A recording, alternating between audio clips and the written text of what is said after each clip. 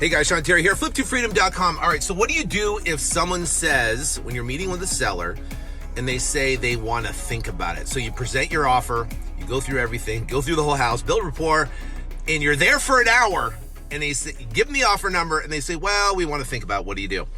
Well, what you do is you want to take the general objection, we want to think about it, and you want to get it specific. So you want to go general to specific. So how you do that is by what's called boxing the objection.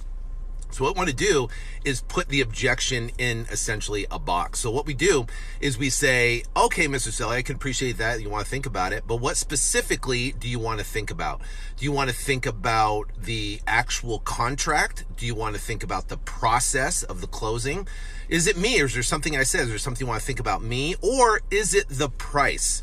Now, 99% of the time, it is the price that they want to think about. So if it's the price, and that's what they say, well, it's the price, it's a little bit lower than I expected. Say, great.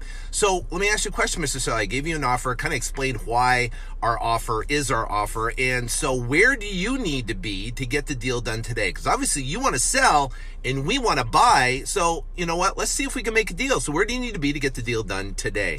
So you take literally a think about it, which is essentially a dead deal. You literally walk away and say, hey, okay, I'll follow up with you, into boxing it, getting general to specific, finding out exactly what the issue is. 99% of the time it's price, and then you can ask them where they need to be to get the deal done today. So let's say they turn around and say, hey, you're at 100 and they need to be at 120. So now you have a gap, right? So now you got to close that gap. So you want to have them explain why 120,000 is their number, where they come up with that number, what they need the money for. And then you either can structure it as a down payment arbitrage deal where you can leave existing financing in place, or you can close the gap by negotiating and getting them to understand that you're paying cash, you're closing quickly, you're closing on their timeline. The net number to them is the number that you're offering. A lot of sellers that I meet and talk to, when I ask them, I say, listen, do you realize that there is no commissions? There's no closing costs. There's no fees. You don't have to fix anything on the property, and we can sell it on your time. Do you realize that this is your net number to you? A lot of times they don't even know it's a net number to them. Once you explain that, guy, you go, oh, I can come off my 120. I thought there had a bunch of fees and real commissions coming out of all that and closing costs.